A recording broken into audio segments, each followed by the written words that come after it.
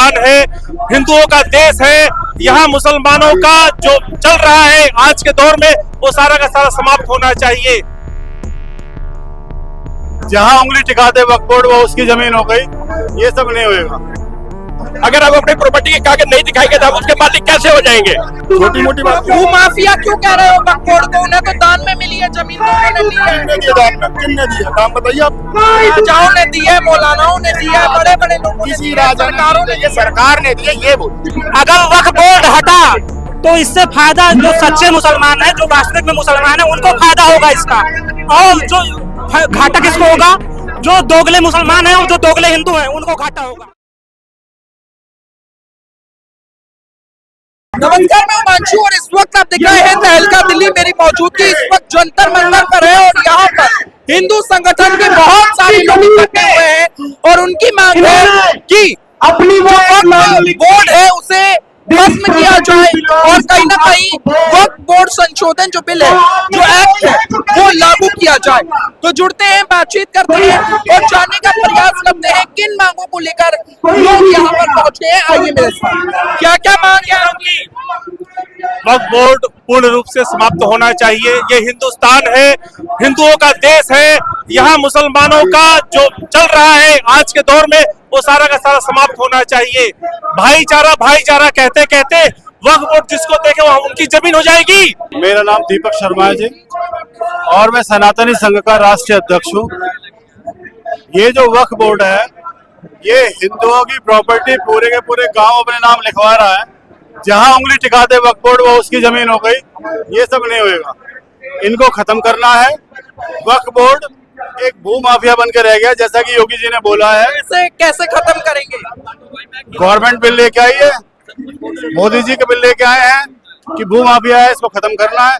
जो उसमें संशोधन है ये गवर्नमेंट के अंडर होना चाहिए और वो होएगा। क्या मांग है आप लोगों की? हमारी मांग है सरकार जो संशोधन बिल ला रही है उसको पास किया जाए, ये मांग है हमारी। वक्फ बोर्ड के खिलाफ क्यों खड़े हैं आज? वक्फ बोर्ड के खिलाफ इसलिए खड़े हैं कि वक्फ बोर्ड नहीं है, वो भू माफिया है।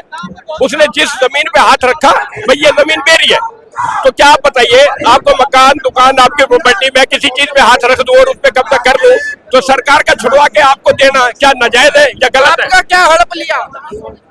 हमारा देश है, हिंदुस्तान हमारा देश है और जहां उनको जगह लगी, जहां जिस पे हाथ रखा उन्होंने अपना बना लिया और उसको सरकार छुड़वाना चाह रही है। और सरकार उनके साथ भी कोई नाजायज नहीं कर रही। वो ये कह रही है कि अगर आपकी जमीन है तो आप अपने कागज दिखाइए। तो बताइए क्या आप और हम अपनी प्रॉपर्टी के कागज नहीं दिखाते? अगर हम अपनी प्रॉपर्टी के कागज नहीं दिखाएंगे तो हम उसके मालिक कैसे हो जाएंगे? सरकार उनसे यही कह रही है आप अपनी प्रॉपर्टी के कागज दिखाइए और आपकी है, और जो आपकी नहीं है उस पर जो आपने नाजायज कब्जा कर रखा है वो भारत सरकार की है। तो इसमें गलत क्या हुआ? ये बिल आना चाहिए। हाँ जी, बिल आना चाहिए। बिल जो संशोधन बिल है ये सरकार को पास करना चाहिए, हर हालत में पास करना चाहिए, क्योंकि ये सरकार के हक में नहीं पूरे देश के हक में है। क्या कहेंगे वक्फ बोर्ड के लिए? वक्फ बोर्ड रद्द होना चाहिए। क्यों रद्द होना चाहिए? रद्द होने के लिए इसका ये कारण है कि सारी जमीनों पे कब्जा कर रखा है वक्फ बोर्ड ने। तो उस पे जो भी जमीनें है उस पे खेती बाड़ी की जाए और भी स्कूल खोला जाए, हॉस्पिटल खोला जाए। अच्छा, क्या वजह है कि वक्फ बोर्ड को बंद करा जाना चाहिए? वक्फ बोर्ड कौन लेकर आया? किसकी है वक्फ का मतलब क्या है? दान। वक्फ का मतलब दान है हिंदी में, इंग्लिश में चैरिटी है। अरबी भाषा का शब्द है वक्फ। वक्फ कहाँ से आया? मुगलों के साथ से आया है ना। यही कहते हो ना कि भाई मुगलों ने वक्फ दान की थी अपनी, हम ये वाली प्रॉपर्टी है ना, वक्फ को दान की थी है ना। तो मुगलक कौन थे? मुगलाई कौन थे? जो बाहर से आए थे आतंकी, वही मुगलाई थे ना। तो उनकी कोई पैतृक संपत्ति तो थी नहीं, जाहिर सी बात है, पैतृक संपत्ति तो थी नहीं। तो वो जब उनकी पैतृक संपत्ति तो फिर उन्होंने दान क्यों किया? अब अगर उन्होंने दान नहीं किया तो जाहिर सी बात है हमारे मुस्लिम भाइयों ने की होगी दान, है ना। अब मुस्लिम भाइयों ने की होगी तो मुस्लिम भाई इसमें भारत में 90% लोग कन्वर्ट लोग है ना। तो ये जो कन्वर्ट कौन है? जो कन्वर्ट ये वो लोग हैं जिन्होंने 300 साल पहले जजिया नहीं दिया था, है ना। अब जब उस टाइम जजिया देने के पैसे नहीं थे, इतने गरीब थे, वो कन्वर्ट होने के बाद अचानक इतनी संपत्ति के मालिक कैसे बन गए? 9 लाख एकड़ जमीन कहाँ से आ गई? सवाल तो यही है ना कि भाई ये ये गड़बड़ घोटाला बता रहे हैं आप इसके अंदर। गड़बड़ आप देखो ना, गड़बड़ तो हुआ है ना कहीं तो भाई, कहीं ना कहीं गड़बड़ हुआ है ना। ये जमीन कहाँ से ये हत्याई गई है, जाहिर सी बात है, भू माफिया के तौर पे इसको इस्तेमाल किया गया है। तो हमारी मांग यही है, इस या तो इसमें संशोधन कर दो या इसको निरस्त कर दो, बस। और क्या मांगे आज आप लोगों की? हमारी मांग ये है कि वक्फ बोर्ड जो कानून है, बिल्कुल घटिया कानून है, पिछली सरकार द्वारा बनाया गया है, उसको अमेंडमेंट ना किया जाए, उसे निरस्त ही किया जाए पूर्णतः। तो जो जमीन उन्हें दान में मिली है उसे वापस लेने का क्या हक है सरकार? देखिए, दान में दी है, पिछली सरकारों ने दी है, आपसे और हमसे पूछ के नहीं दी। ये देश लोकतंत्र से चलता है। आज जो वर्तमान सरकार है वो समझती है कि हमारी जमीनों पे किस तरीके से कब्जा किया जा रहा है। राष्ट्रपति भवन, संसद, इन पे भी दावा किया जा रहा है। बताइए किस देश में ऐसा होता है? तो ये जो जमीनें हैं और जो ये कानून हैं जो गलत बने हैं, उन पे संशोधन की आवश्यकता है और इनको हटाया जाए। और मुसलमानों को भी मैं ये कहना चाहता हूँ, ये सही समय है। वर्तमान सरकार सबका हित चाहती है, सबका विकास चाहती है। अभी अगर मुसलमान समझ गए तो ठीक है, नहीं तो पाकिस्तान या बांग्लादेश या अन्य 57 देश ओवैसी जी के लिए क्या कहेंगे? वो तो बड़े पक्ष में रहते हैं वक्फ बोर्ड के। देखिए, ओबीसी जैसे ही महत्वाकांक्षी नेताओं ने मुसलमानों को आज पूरे विश्व में आतंकी की तरह एक पर्याय बना दिया गया है उनका। मुसलमानों को किसी देश में घुसने नहीं दिया जाता। आज आप देखेंगे कि किस तरीके से अपना अमेरिका ने भी उनको बेड़ियां डाल के और बाल मुड़वा कर किस तरीके से वहां से भेजा।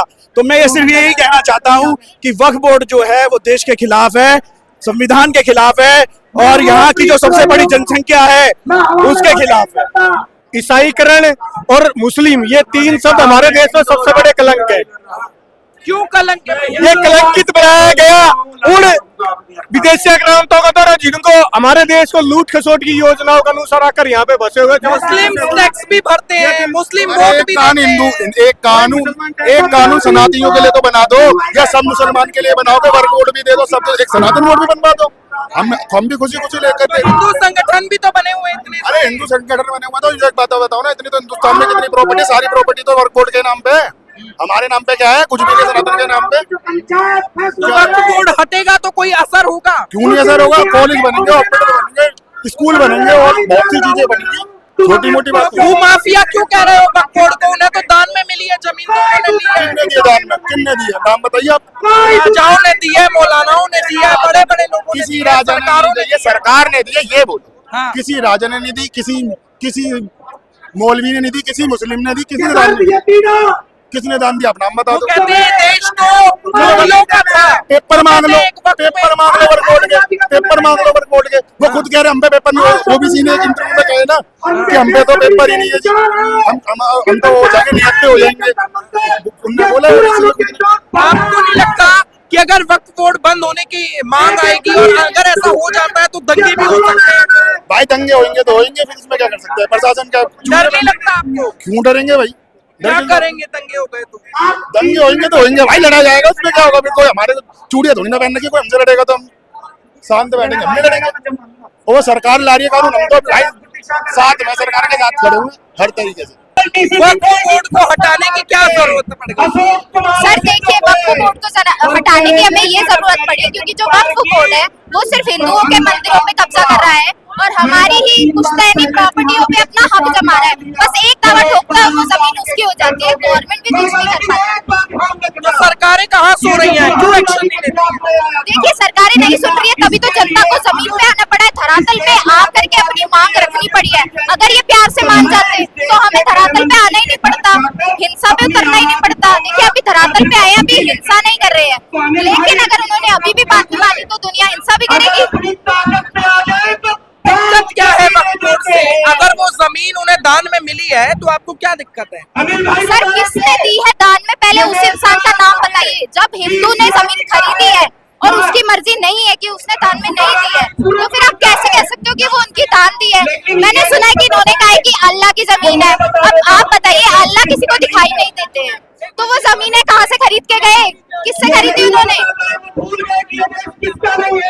क्या कहेंगे? अगर वक्फ बोर्ड हटेगा तो कुछ फायदा होगा? वक्फ बोर्ड हटेगा तो पूरे हिंदुस्तान का फायदा होगा। नहीं, वो बोर्ड फटेगा। आज नहीं नहीं तो कल सनातन का पूत हूँ, सनातन ही कहलाऊंगा। साइड हो जाओ। सनातन का बेटा हूँ, सनातन ही कहलाऊंगा। हिंदू का बेटा हूँ, हिंदू। पूछो दिल्ली के दीपक से, आज नहीं तो कल मोदी जी भी, आज नहीं तो कल वो बोर्ड पार्लियामेंट में फाड़ करके फेंक दिया जाएगा। पूछो कैसे? जैसे राहुल खान दोगले ने किसको याद रही है क्या? याद रही क्या? झंडा है, ये सनातन का झंडा है, सनातन ही रहेगा। देखो पत्रकार महोदय, इसको दोहराओ, जो मेरे राम कर रहे हो दोगला किसी काम कर रहे। लेकिन पूछो राहुल खान दोगले से, आज नहीं तो कल सनातन बोर्ड बनेगा। किसी माँ ने दूध नहीं पिलाया, पूछो वैसी कटुए से। और कटमुल्ला, मैंने योगी आदित्यनाथ ने कहा, मैंने थोड़ी ना कहा भैया, योगी आदित्यनाथ ने सही कहा, कटमुल्ले कटमुल्ले ही रहेंगे, हिंदू हिंदू ही रहेगा। किसी माँ ने दूध नहीं पिलाया, सुनो पहले, किसी माँ ने दूध नहीं पिलाया है। आज नहीं तो कल गोली मारे जाओ। अगर वक्फ बोर्ड हटा तो इससे फायदा जो सच्चे मुसलमान है, जो वास्तविक में मुसलमान है, उनको फायदा होगा इसका। और जो घाटा किसको होगा? जो दोगले मुसलमान हैं और जो दोगले हिंदू हैं, उनको घाटा होगा। पता कैसे चलेगा कौन दोगला है, कौन सगा है, कौन सच्चा है? जो वक्फ बोर्ड को हटाने की बात नहीं कर रहा है वो दोगला है।